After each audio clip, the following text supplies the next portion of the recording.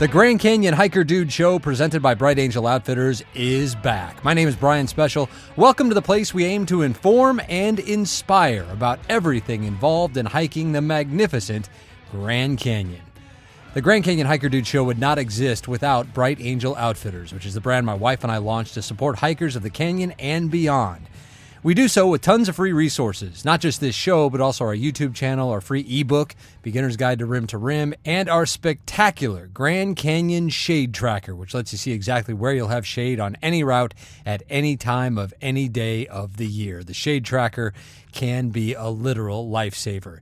It and everything else I've mentioned are absolutely free, courtesy of Bright Angel Outfitters. If you'd like to support the show, all we'd ask is you consider the canyon-centric things we have for sale, like our t-shirts, hoodies, and of course our brand new Rim2Rim pack, which is a day pack designed through my hundreds of miles of canyon hiking with its 6 front pockets and fully insulated hydration pocket that keeps everything cold. It is a game changer for Rim2Rim or beyond. Again, proceeds from everything at Bright Angel Outfitters go towards supporting this show and all the free resources we offer the Grand Canyon hiking community. Okay, well, this week, a Rim2Rim story of triumph, of overcoming every obstacle, of turning a life around. Imagine shedding half of your body weight, quitting alcohol, and setting your mind to taking on the mighty Grand Canyon. This is the inspiring tale of Jamie Zwilling, and a life-changing Rim2Rim that might leave you thinking to yourself, hey, if Jamie can do it, I can too. This is the Grand Canyon Hiker Dude Show, presented by Bright Angel Outfitters. Jamie Zwilling is 43 and works in communications in the Minneapolis area, where he and his husband, Brian, share 4 adult kids. But Jamie's journey toward hiking Rim2Rim at the Grand Canyon actually began 30 years ago, when he was still living in Arizona. Between age 13 and 18, I went to middle school and high school out there. I lived in Phoenix. And I was one of those typical Arizonans who never get to the Grand Canyon, right? And I didn't actually go to the Grand Canyon until much later in life, and did the whole drive by with the family thing, got out of the car, looked over the South Rim, thought, wow, that's awesome. And then kind of didn't put much thought to it.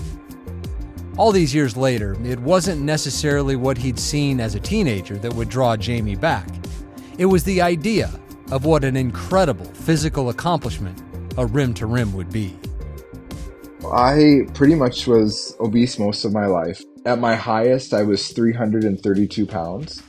And now I stick right around 170 pounds. I lost over 160 pounds. Wow. I did that through a variety of things that included a bariatric procedure called the vertical sleeve gastrectomy, and then exercise and diet. And so exercise is a huge part of my daily life now. Eating a healthy, well-balanced meals and food is also a huge part of that. And so I've been very lucky to kind of sail through that with some hard work and continued dedication, and I seem to be right where I should be now, I think, and I've been maintaining there for a long time. So as I got into my health journey, I had one of these treadmills where you can follow a program or a trainer. And this trainer on there, John Peel, had a series that was rim to river to rim. And it was broken down in 20, 30-minute segments.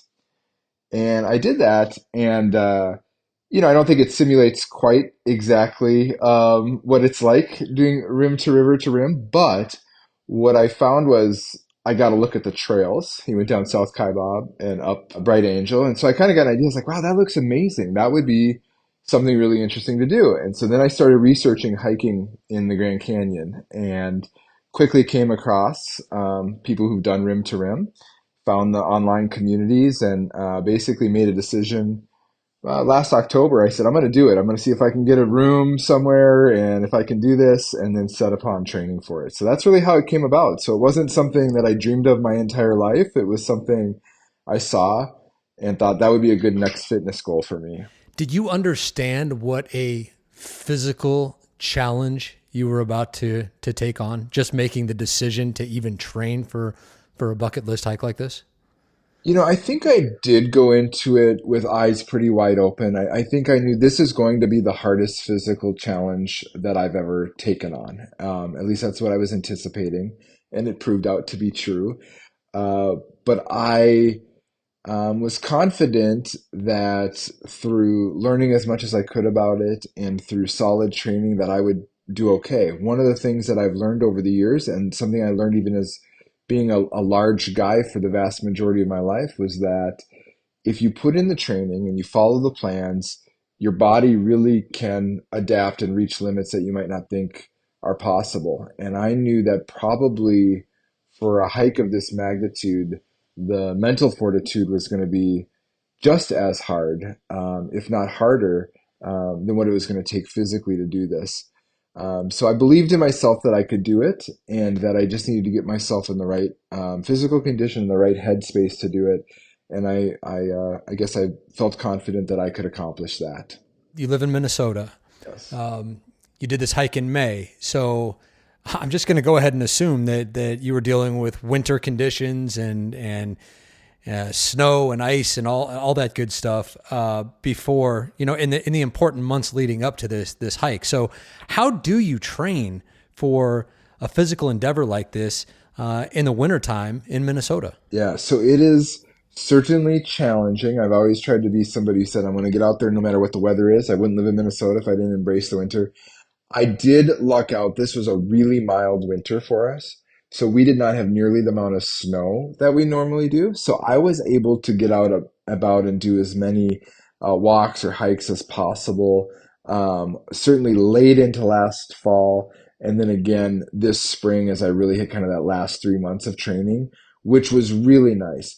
But I did a combination of outdoor hiking. I did a combination of treadmill, and I did as many stairs as I could. I had read that advice from other people who live in these flat places, right? Do as many stairs as you can. And so that was something I did to kind of help me train was I knew I needed to get it in when I could. I was fortunate enough to do a couple trips out to Arizona to do a little bit of hiking in the hills, but no high altitude training really. I just kind of had to fit it in where I could and make the most of it. What I tried to do then in my training plan was to make sure I was focusing on being able to get the miles in, and then push myself with whatever hills, whatever stairs I could come across.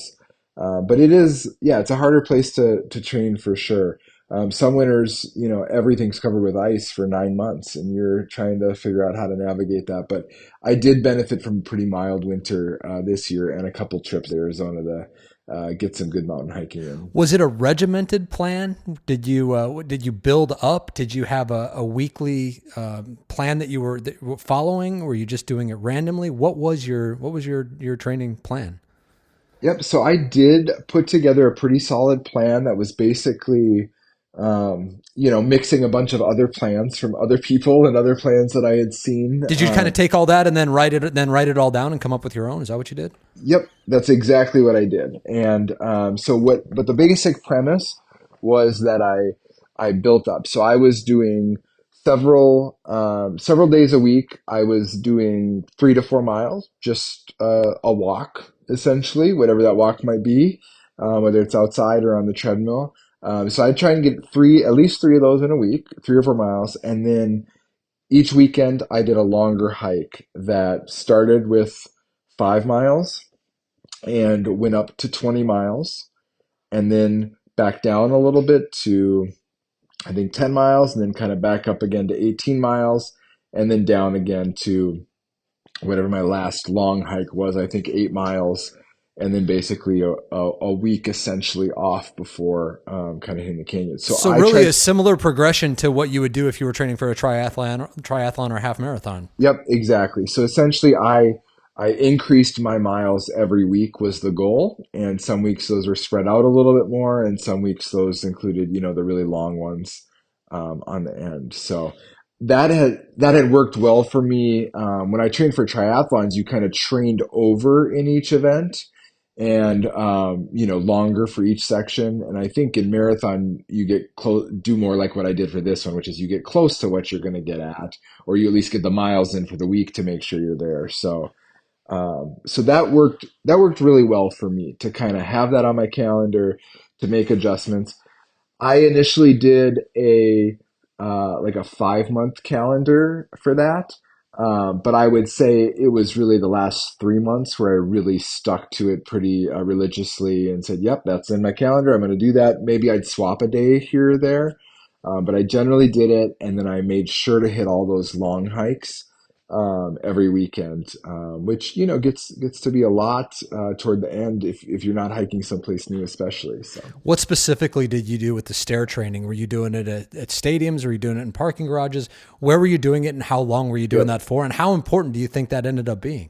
Yeah, I think it was important. I'm sure I could have done more. I started off by doing it just in my condo building. It was a 10-floor building, and I would do it for like an hour on my off days, right? When I didn't have other walks, I would just do that. I found that very hard. I was like, I'm going to lose my mind in this stairwell. It's going to be crazy. And so what I did was I took it off my calendar and I just said, I'm just going to walk stairs whenever I can. Now, I knew I had some places I did that. I knew I could do that every time I walked up to my condo on the seventh floor. I knew that I could do it at work where I had 20 flights of stairs that I could do. And I started doing that a couple times a week whenever I could. And so I didn't build it in as a regular part. I just kind of had as an extra thing, just made sure I essentially took stairs every time I saw stairs near me. I did that, but I certainly do think it was important to have that. I think it made my legs stronger actually than what I needed on the trail itself. Um, I just, I was in Colorado last weekend and I did the Manitou incline down by Colorado Springs. And I was like, man, this is so much harder than anything I climbed in the canyon, but it was, a half hour instead of 12. So, With the benefit of hindsight, is there anything you would have done differently in your training? yeah, I think I probably would have, it would have been better to stick to a specific stair plan, I think would have been helpful. And I think I maybe even would have given up one of my days where I'm doing walks and just trying to get in miles just to say, you know what, every Wednesday, I'm going to spend a full hour. Where I felt that was certainly toward the end of the hike. As you're doing those switchbacks, it's like it's hard to recreate switchbacks if you don't have them someplace else to train. And so I think if I would have had a steady regiment there, I would have had a better idea of what it's like to kind of have that constant incline for a longer period of time. Well, and it's so hard to replicate that because the unique nature of canyon hiking is that you're hiking downhill first for so long. And then, if you're Right. not used to that, who knows how your body's going to react when now suddenly you have to go up 4,800 feet over the course of, 10 miles or so. It's hard to know how your body's going to react, isn't Yeah. it? And one other thing I'll say here, because you were probably going to ask about it anyways, but because I hear you talk about it a lot, but poles. So I had never used hiking poles before. And I was like, I am not going to be that guy with hiking poles. Forget that. And then I listened, I read, I heeded the advice, and I bought poles. And I didn't do a ton of training with them, but the very first day I took them out, I was just doing some rolling country hill roads, right? And I, right away, in that first 5 minutes, could tell that I was not putting the kind of pressure on my knees, particularly going down, that I was used to feeling. And I've been very fortunate that my knees so far seem to be in good shape, but I realize that, I spent 15 years over 300 pounds. I'm sure as soon as somebody looks at my knees, they're going to tell me I've got some problems, but so far they've held up. And I realized that was maybe something I needed to be nervous about. Like if there was going to be an injury for me, an ankle or a knee was likely it, which we know is very difficult. We see people who this happens to in the canyon, and very difficult to get out on your own if that happens. And so I was like, I'm gonna suck it up. Enough people are saying they're using poles. I'm on my own, whatever. And I immediately felt that in the training, and I'm sure I was doing it wrong or whatever, but I was like, okay, I got this. So I didn't use them on a lot of my training hikes, but on that one long day hiking with them, I knew like this is going to be great to use them. And I had done a bunch of hikes last summer out in the Canadian Rockies, and I'm sitting here thinking, why didn't I have poles? I should have had poles. They would have been better hikes. So So thanks to you and everybody else who suggested polls. I will be evangelizing them from here on out. They saved me in the Grand Canyon, I think. Love So hearing it. It's one of those things, man, yeah, where if you're not used to hiking in the Grand Canyon, and like I said, that unique nature of the long downhill first, the absolute yeah, pounding that your knees and your quads take on the way down, that you're not used to because you've never done it before. You're used to hiking mountains and climbing up right, first, but when you're going down on the North Rim, 5,700 feet over the course of those 14 miles, with a lot more steepness than that in the beginning. Just the pounding you're taking on your legs, and being able to offset some of that into your arms, and just brace yourself on those downhills so it's not quite pounding into your knees as much. That saves you for later in the hike, because if you don't have those, you could be just wrecked by the time you get to the bottom and then still have to hike out. So now not only have you saved yourself by using poles on the way down to take some of that shock away, but now you've got the poles to help propel you on the way up. So I just don't understand why anybody wouldn't use them. And I say that, Jamie, having been in the same position as you were when I started this whole thing, and I went down the first time without poles, and I will never do it again. So kudos to you. Put the pride aside. It's not a badge of honor to hike in the Grand Canyon without poles. It doesn't make a lot of sense, and the people who are experienced are going to look at you like, what the heck is this guy doing? Okay, let's talk logistics, because the logistical challenges of a rim to rim hike can be just as daunting as the physical challenges of it. So what made you pick the time of year that you did it, the day that you did it, and the direction you ultimately ended up going, and how did that all play out? You said you had your husband to be on one side for it, drop you off and then go to the other side, I assume, which is a huge advantage. But just how did all the logistics play out for you? yeah. So just as I might have mentioned, I'm a pretty goal-oriented person, and that part's always easy for me, making the goal and getting to it and doing the planning. But I'm not necessarily great at details. So this was, again, probably one of the more challenging parts for me in preparing for the hike, especially once I started looking at all the advice, because there's an amazing amount of advice out there. I can learn a lot from people, but everybody has, kind of their own thing. And so you don't know exactly what's going to work for you. So I started thinking about time of year, and I was able to snag a reservation for a lodge on the North Rim, both in May and October. I knew right away that May would be my preferred time, but having come off of last season where the rim opened so late because of all the snowfall, I was like, I need a backup, and so I'll do October as well. I really had a desire to hike in as much of daylight as possible. So that also drew me to the May timeline, even though it's obviously you have to worry a little bit about the temperatures. I liked the idea of hiking mostly in light. I also run kind of cool, I think, having lost all this weight. And so the idea of going in mid-May to me sounded much better than going in October, where I might get a little cold. So that was my first thought was time of year.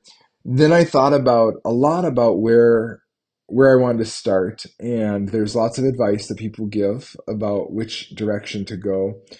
For me, I thought that it would probably be better starting on the North Rim at the higher elevation, because I knew I wasn't going to get a lot of elevation training in living in the Midwest. And I thought maybe that'll be better. That extra 1,000 feet or whatever will be easier on the way out if I do that. I read a lot about people having apprehension about finishing on the South Rim because you've got all the tourists that are just walking down, and that can be frustrating. And so I worried a little bit about that, but I'd never been to the North Rim, and I thought, I want to go to the North Rim, experience that a little bit, and kind of walk from that direction, so that I can kind of come out to the area I have been to once before, see that familiarity at the end, seemed like it would be important to me. And so at the end of the day, that's a decision I went with. I didn't look back on it too much. I did, of course, as I saw more and more people seem to go from South Rim to North Rim. I'm like, am I making the wrong choice? But I was like, no, I think this is going to be right for me. And having only done it that way now, I'm going to tell you it is the right way. But maybe next time I'll go the other direction. Yeah. So we drove up the day before, and we had a reservation at Kaibab Lodge, and so we went up to the rim and just checked it out. We got there, kind of late afternoon, I think, the day before. And so we were able to kind of go check it out, hike around a little bit, check out sunset, and then have a nice dinner and basically kind of retire for the night. And that was great. So then, got up early about 4 a.m. My goal was to start sometime between 4:30 and 5 a.m. And he was able to just drop me off right there at the trailhead, which was fantastic. And so then my plan was to start hiking and to, meet him on the other side. I believed I could probably do it in somewhere in that 12 to 14 hours is what I was shooting for, with the caveat that having read good advice that my plan would be if it was too hot when I got down to Phantom Ranch, or any place else along the route, that I would probably stop for a couple, 2, 3 hours.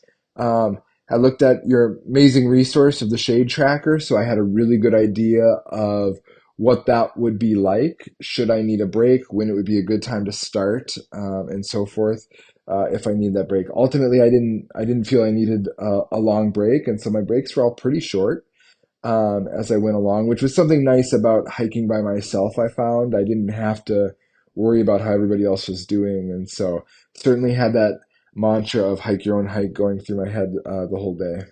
Let's talk about the hike. So you've done this massive buildup. You've trained for it.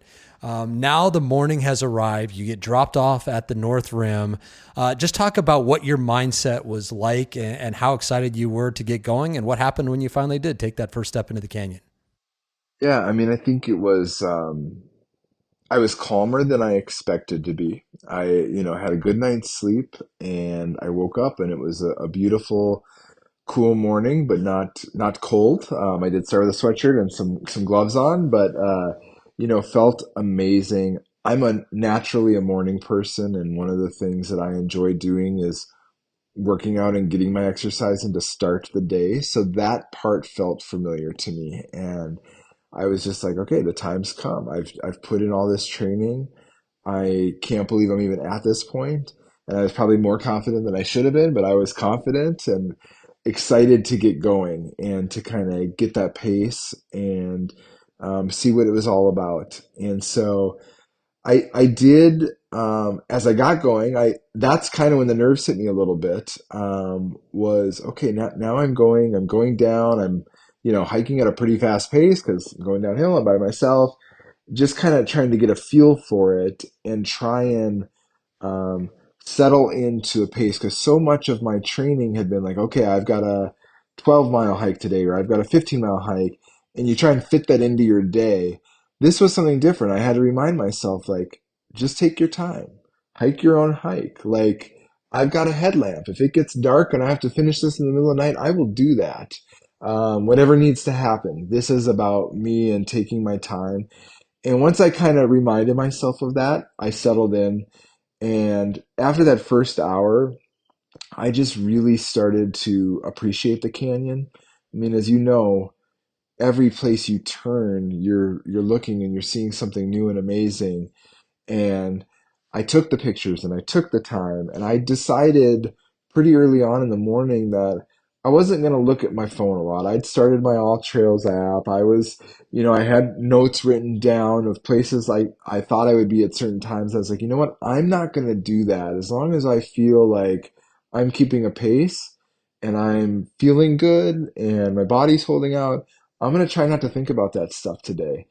And that's a little bit of a break for me. Normally, I am checking in and I'm looking at my map and I'm seeing where I am, but I felt pretty confident that physically I could do it. And so I just needed to relax. And so that's what I did. So the top there, I saw more groups and I'm passing them. And one thing that I was really excited about right away is, I'm sure you know from all of your trips into the canyon, you have people of all ages and abilities and sizes that are in there. And that was really exciting. And I just kept thinking, like, I trained well. I hope they trained well. I hope to see all these people on the other side, not knowing who's doing rim to rim or who's necessarily going to camp somewhere along the way. But I just started feeling really good and felt really positive. And as I saw the other hikers, as I got down a little further, I started to see the folks who were hiking out, and seeing their exhaustion and their excitement, I think fueled me. So really kind of settled in after that first hour.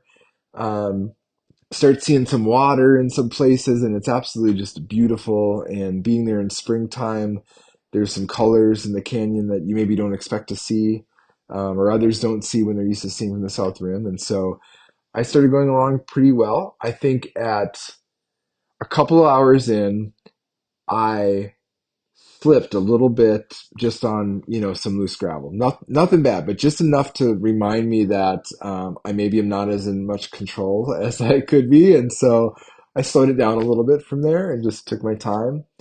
And it felt really good. And I felt like I was probably stopping more than everybody else to take pictures and all that stuff. But I also felt like my pace was going fine, and wasn't too concerned about the temperatures. I hit a nice time. It looked like the temps were probably going to be in the low 90s in Phantom Ranch, which I felt pretty comfortable that I'd be able to hike in, and that I'd be through the box early enough that it wouldn't be so bad. So enjoyed for those first few hours having some shade from the hills, and so that was pretty good. What did you think of what you were seeing? You said you took your camera out a lot. What were you seeing? Because coming down the North Rim is a pretty special thing. Yeah, so I mean, I think first of all, it's so much more lush than the South Rim, right? So you've got all these trees and green, and you've got different desert life that was blooming, and then I spot, this first waterfall coming down, which kind of surprised me, and I was like, "Oh, that's beautiful, right? I'm just gonna take that in." And at that point, I'm thinking, well, good, I've already seen a waterfall. So if I want to skip Ribbon Falls, I can. And I can say, I saw this other waterfall that was great, even though it's from a distance. And so you take that in. It was interesting. I wasn't, from where I wasn't catching the sunrise. So I instead saw the colors kind of come alive in the canyon. And that was absolutely incredible. I love seeing the sunrise, but it's actually always to me the other colors at sunrise or sunset that you see in the sky and you see in the shadows that I think can be the most exciting. And so for me to kind of see that and then start to feel the warmth of the day come up to me from the bottom of the canyon was really, I don't know, just kind of comforting, I think, as you're out there and you're like, okay, this is good. This feels good now.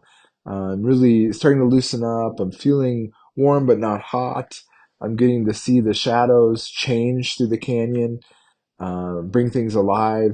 The birds, the different noises you're hearing in the canyon, incredibly peaceful. And so even though I knew there'd be a fair amount of people on the trail, I honestly felt like I was hiking by myself the entire time, and that was incredible and part of what I was after. What did you think about the trail itself? Because there are so many notable sections, especially when you get below Redwall Bridge and you're in the Eye of the Needle Yeah. section there, where you're hiking right alongside basically on the side of a cliff. Did you ever feel nervous about that? Because there's a long drop off on one side. What did you think of that whole section and the rest of the trail, for that matter? Yeah, so I thought that was one of my favorite sections. I'll admit I'm a little bit of a thrill seeker, so I thought it was exciting. I honestly didn't think it was as scary as maybe it is looking at it in a picture, or maybe if you're too close to the edge, but I felt very confident there, and I thought it was just absolutely beautiful to have this section of trail carved out into the canyon like this.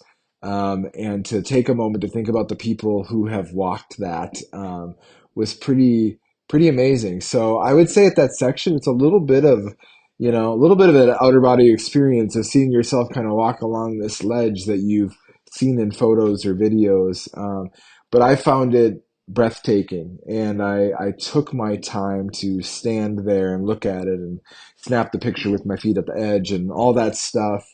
I got to that section pretty much alone. There were no other groups passing, which kind of gave it to me by myself, and I just kind of really got in the zone. And I think when I got through there, that's when I just had this overwhelming feeling of like, this is really fun. Like I'm having a really fun hike right now. I've had some fun hikes as I prepared for this, but they've all been in preparation. Now I'm just getting to have fun in the canyon. And that like just boosted my energy. It boosted my attitude. And I was like, let's just rock this. And I got this awesome energy from there. And I knew that I was going to be hitting the box, which was hard for a lot of people, but I was feeling good. I had the water. I had my nutrition ready to go. And so that really was like, I think when the life jumped into me was kind of going through those sections. You did take the detour and go to Ribbon Falls Yeah. when you got down to the canyon floor, essentially, right? Was it worth it? It was worth it. And I'll tell you, this is also the part that was perhaps the most challenging for me. I thought I'd read all the tips and everything about how to access Ribbon Falls. I obviously knew the bridge was out, that they weren't rebuilding the bridge, that we're going to have to do a water crossing, all that. But, you see so much stuff and then you get there and you're excited. And so I see the sign for Ribbon Falls where the bridge had been and says, it says something about there being further crossings down or whatever. So I just kind of climbed along right there, forgetting everything I'd read, which said go past that section and get down further. I was just like, okay, I just need to get to a place where I feel comfortable crossing the creek here. And so I did. I found a spot that clearly other people had crossed before, but was a little more foliage on the other side than I thought there would be. So I'm like, gosh, is this really where everybody crosses? This seems crazy. I'm like, well, I feel comfortable going through here. I had decided to bring water shoes with for this section, which, I can give you advice on whether that was worth the weight in my pack or not. But I changed into my water shoes and I crossed at a section that was about knee deep, flowing pretty well. Felt very comfortable. Again, having pulls to do water crossings is great. I do a lot of hikes here in northern Minnesota where I like walking up creeks. And so now that I have pulls, that's going to be even better. So I'm really excited about that. But I got across there and kind of climbed out under, a couple of trees. And, I knew there were signs that said you're going to need to know your navigation. I get over there and it was not as clear to me as I had hoped it would be of where to pick up the trail to the falls. And so I walked a little bit around and kind of up, going back toward where the bridge had crossed at one time because I thought, well, that's where I'm going to pick up the trail. And the trail wasn't easily coming to me. And I had a moment where I'm kind of taking a deep breath, like, okay, do I want to risk getting lost over here just to see these falls? I've seen a lot of waterfalls. Do I really need to go to these falls? And I made a deal with myself. I said, okay, I'm going to walk this direction for 5 more minutes. And if I don't see the trail clearly, I'm going to go ahead and turn around and go back out, and it's okay. And it's okay. And I wasn't upset. I just decided that. Well, in about 2 more minutes, I saw a cairn somebody had set up, which when I got to that cairn, I could then see where the trail was. And I had this big sense of relief come over me because I was like, great, now I can do this. And I proceeded ahead, and it wasn't long. And I get to the falls, and there's just a couple sitting there below it, which I probably was ruining their romantic moment, but whatever. I walked up and said hi and took it all in. And it was my longest break, even though I was checking it all out. I spent 30 to 45 minutes kind of there, just taking in the waterfall, went up behind it, did lots of photos, and that was really the spot where I could kind of sit and reflect for a few minutes about what I was doing and how incredible my morning had already been, and how privileged I was to kind of see this area, and that I had shown that fortitude and what I think was smart decision, which was okay. I'm going to look a little harder because I know I'm close, but if I can't do it, I'm not going to do anything risky. I'm gonna get back on the trail and get out of here. It paid off. I saw it. Met a really nice guy there as I was coming out, and he was going the opposite way of me. And so he asked me where I had crossed the creek, and I said, "Well, it was a little bit dicey. Maybe I might look for a better spot." And he was like, "Well, I came from here," and so he's like, "I think I'm gonna go back that way." But we kind of walked together, and then I saw a spot that was much better than where I'd crossed, and I was like, "Oh, I think this is it. I'm gonna cross there. I could see the trail on the other side."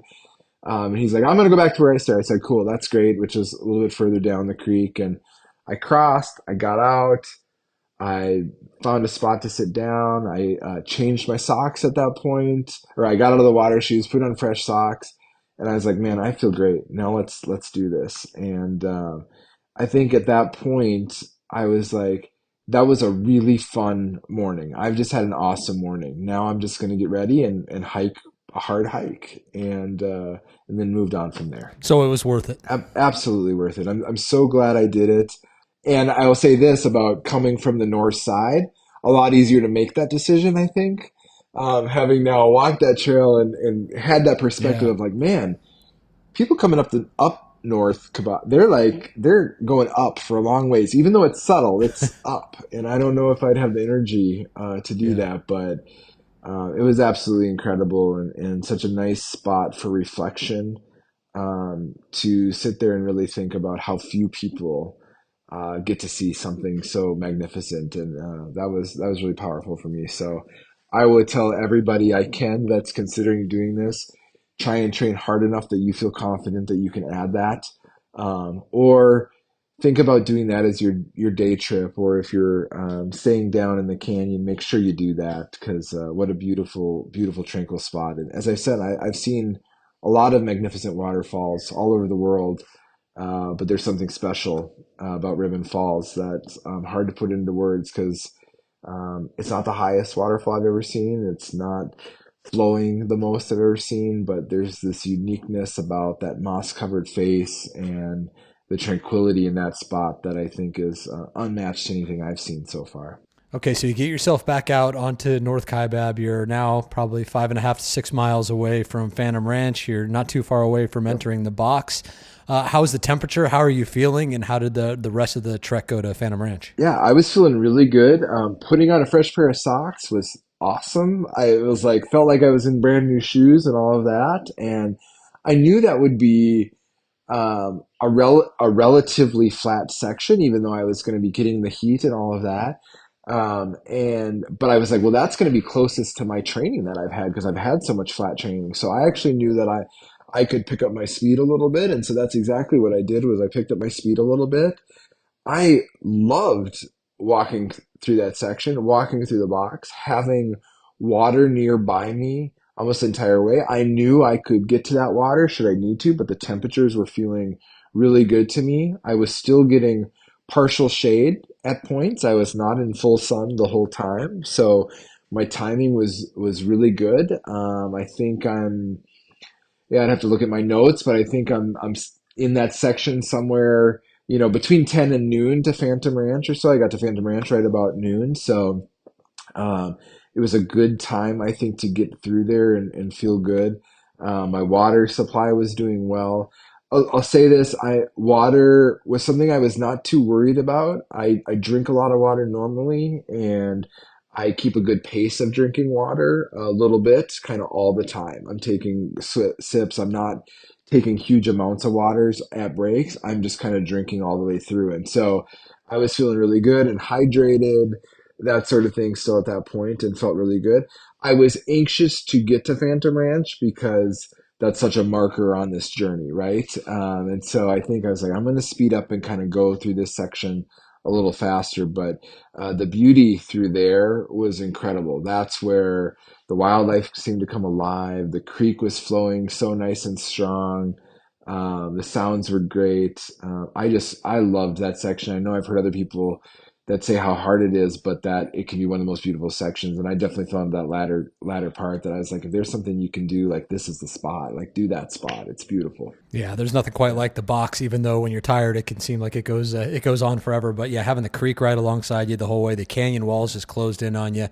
Obviously, it's better to do it in a better time of the year when it's not overly hot and you're not dealing with direct sun. But it is a spectacular stretch. So you get to Phantom Ranch.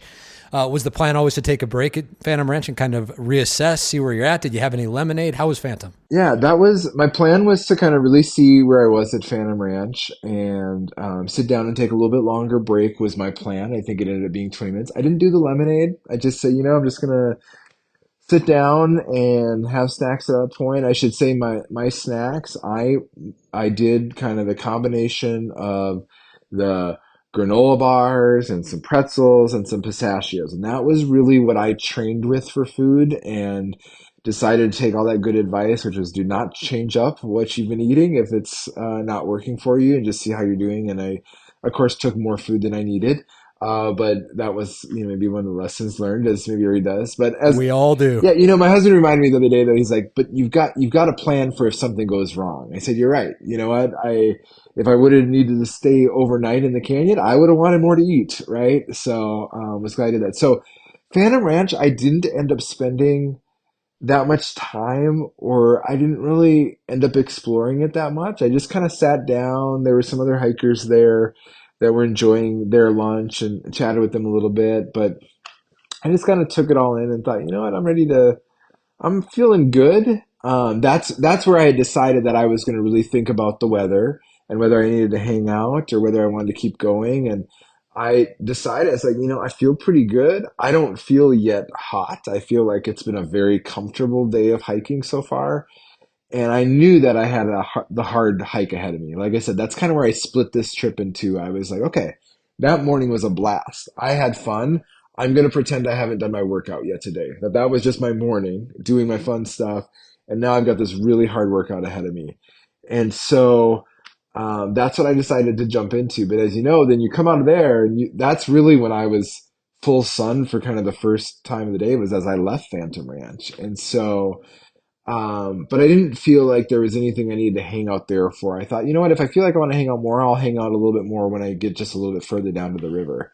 But instead, I was just like excited to see the river, which looked absolutely beautiful that time of the year. I know as the year goes on, it can get a little muddier and all that, but it was just the most beautiful color. And, the coolness coming off of the river felt great. And so again, I was feeling like I was getting this next burst of energy, hopefully just at the right And time. crossing Silver Bridge is pretty darn cool, isn't it? Being able to see through it and see down to the rapids below. Yeah, yeah. It was amazing. And right as I got above it, there's some rafters coming under it, and that was great to see other people experiencing the canyon in a way that I wasn't. And I wasn't judgmental, like I'm taking the hard way. I was like, they're doing hard work too. They're doing dangerous work too, and good for them. So yeah, it was kind of awesome to get through there, and met a really nice woman just after I crossed the bridge, and we hiked for a little while. She was doing it solo as well.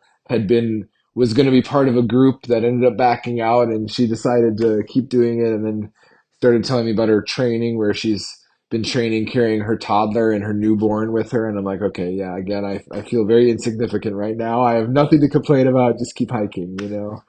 But again, something nice to meet people on the trail who all have a different story. And she was this young mother who wanted to do this for herself, which I thought was awesome. And so again, that kind of gave me some fuel. And then I kind of went off from there. I think one of the nice things was because I had done Ribbon Falls, I kind of lost the other bigger groups that had been starting when I did that didn't go to Ribbon Falls. So when I got back on the trail after Ribbon Falls to Phantom Ranch, it was really quiet. And even Phantom Ranch, there were only a handful of people there. And then starting out again, I think people had gone ahead of me to try and beat the heat, or they were standing back, and I was kind of hitting it kind of that peak part of the day, starting my climb. But I enjoyed the solitude at that point. It was nice. Okay, so you get across the Silver Bridge and then you walk along the river for a mile, which is a super super cool experience as well. You're on the river trail technically, which is going to connect with Bright Angel Trail at the River Rest House and at Pipe Creek. Then you turn inland and you start heading south and heading up. So what happens when you get to Devil's Corkscrew? Because that's where the climb really starts on Bright Angel, and you're telling me that you're hitting this at in the middle of the day when you're going to have some direct sun on you. So I imagine things kind of started to get pretty real right there. Yeah, it got real. I mean, I would say, first of all, that river hike section, is incredible. Also reminds me why I don't want to hike just on sand all the time, because I was like, okay, I'm ready for the sand to be over. That's, using some different muscles there. But as I get to Devil's Corkscrew, that was where I had some moments looking up, like, okay, I gotta get out of here. Like I gotta climb up there, and I don't know exactly where the real rim is, right? Looking up and seeing the switchbacks and all of that, and that was probably that was the time in the hike where I was like, yep, I'm either crazy or I will be crazy by the time I'm done with this. What am I doing? But I just reminded myself that I had trained for this, and that I could do it. I was very excited to have my pulls again because I knew that they would help propel me as I did that. And I just started thinking, like, I'm just going to hike. It's just going to be that one foot in front of the other. I'm not going to think about my time or look too much at my watch. I hit the goals I kind of had in my head for when I wanted to be where on the way down.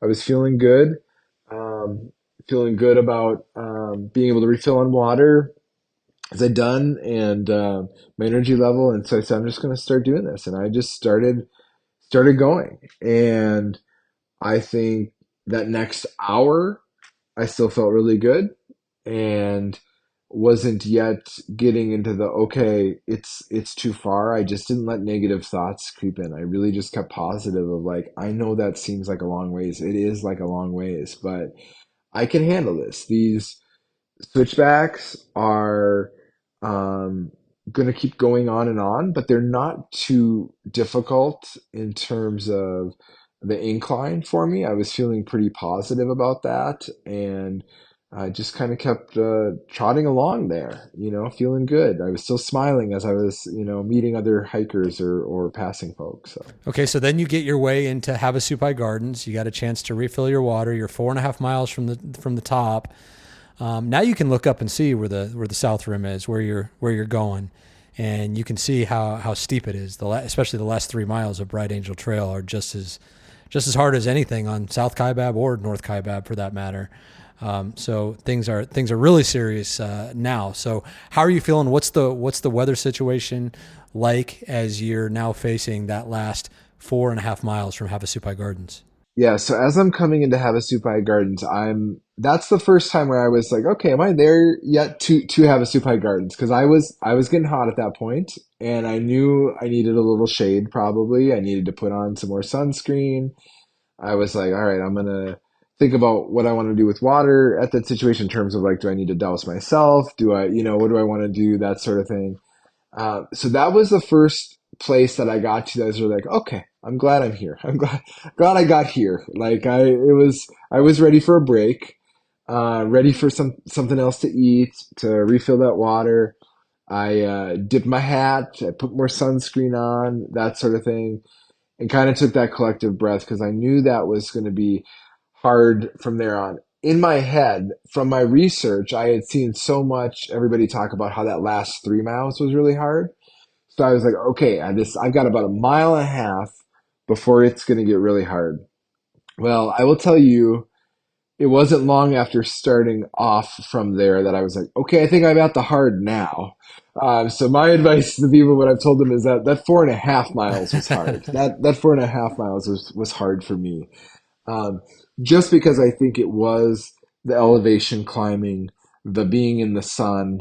That's where I started feeling myself slowing down a bit to a pace that I wasn't really used to hiking at, which I knew was going to be something that was going to be different about this challenge, right? That I was going to probably be hiking slower on my hike than I did on my training hikes.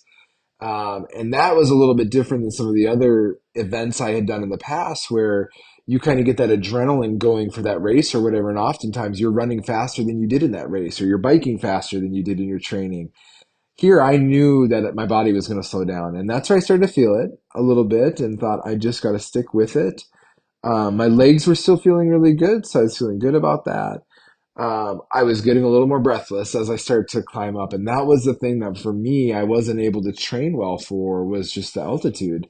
And so I knew I just had to concentrate on my breathing. And so I focused in on that, focused in on taking those deep breaths and going ahead, but slowing down. And so 4.5 mile, I was really excited to get to the 3 mile rest house. I was like, okay, now I've done a really good workout, right? Like I wish my day was over. And I was like, and I've still got 3 miles to go. And that's the 3 miles everybody had said was really hard. So what is that going to be like compared to that last mile and a half? That's what was going through my head there.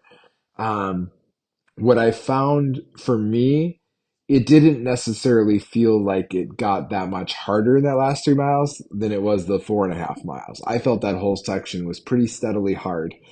What I quickly found out was in my head, I thought, okay, I'm going to go from 4.5 miles to 3 mile. to 1.5 miles. I'll just break those last 3 miles down by a mile and a half. That'll be great. What I quickly found out was I wasn't going to be able to go a mile and a half without stopping and resting. And that was humbling for me. Humbling to not be able to walk a mile and a half without taking a rest seemed crazy to me. I'm in the best shape I've ever been in my life, for crying out loud. But I did. I had to stop. And I realized that was okay, that it wasn't a big deal. Like I should just go push myself, but then rest. Don't overdo it because I've got a long hike left of steep incline. And so that's the adjustment I made there was forget about getting from 3 mile to 1.5 mile steady through. Just keep going, stop and rest, whether that's a standing rest or it's sitting on a rock. And so I started doing that. And so my stops got more frequent as I did that. Um, and then I got to the 1.5 mile rest house. And at that point, um, I knew I was going to do it. I knew I was going to finish it.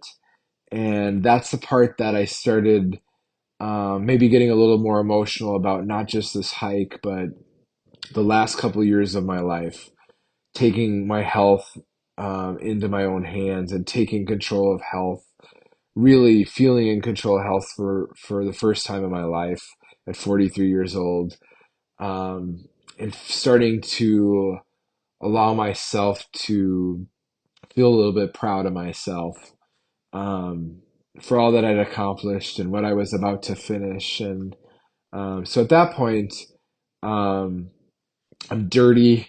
My sunscreen is like running to my eyes. I've got this layer of desert on me. But I'm just doing it. And I think I'm smiling, even though I'm at the hardest part of this hike. Like I just am smiling. And there's a couple spots where tears start coming to my eyes as they even do as I'm recounting this. And just, I would stop and I'd turn around and look back out of that canyon and think about how lucky I am to be doing this and how much privilege I have to be able to take a hike like this um, on a day off in the middle of the week using PTO.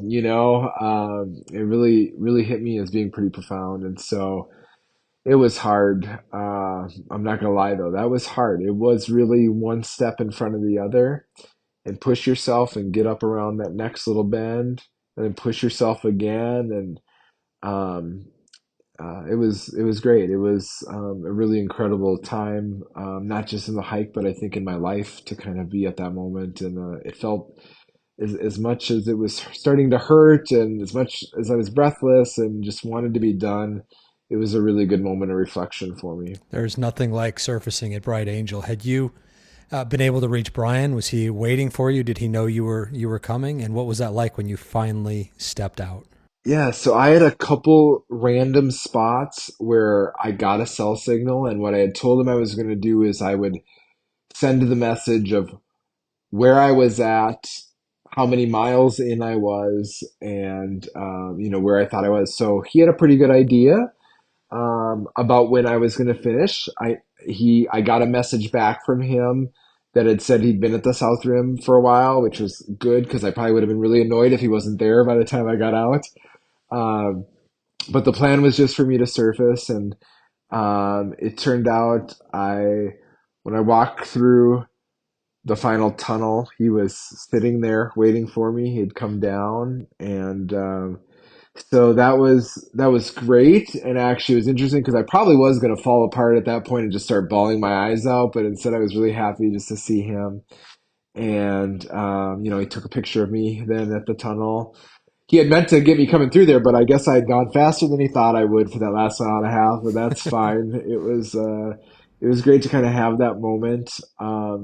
Right before I'd entered the tunnel, I'd met a woman who'd come down. She was meeting somebody else, and she was just like, she could see I had just done this whole thing, I think, and she was awesome. She's like, "You've done it. Congratulations." She was the first person to kind of congratulate me, and that felt really powerful. And then to see him and see how happy he was, to see that I was still walking, that he wasn't going to have to carry me out, I think was good. And he was proud of me. I was proud of myself. And so we walked up that last little bit, and you get to that sign and you see all the people milling about. And I actually where I had worried that I was going to see all those people and be annoyed, as some people said, I wasn't. I just actually thought it was awesome to see other people seeing that canyon and realizing that I'd been that person who just kind of peeked over the ledge just a handful of years ago for the first time. Didn't even at that moment dream about hiking it. But now I had done that and could tell people how I did it and share my story and hopefully inspire some other people to think about getting below the rim if they're able to do that. So it was incredible. And I didn't feel like I needed to linger that long there that day. Um, I just kind of take it and be happy that I finished, be very happy with the amount of time it took me, the fact that I got Ribbon Falls in.